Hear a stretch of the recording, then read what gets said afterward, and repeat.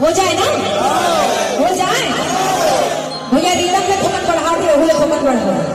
चलिए एक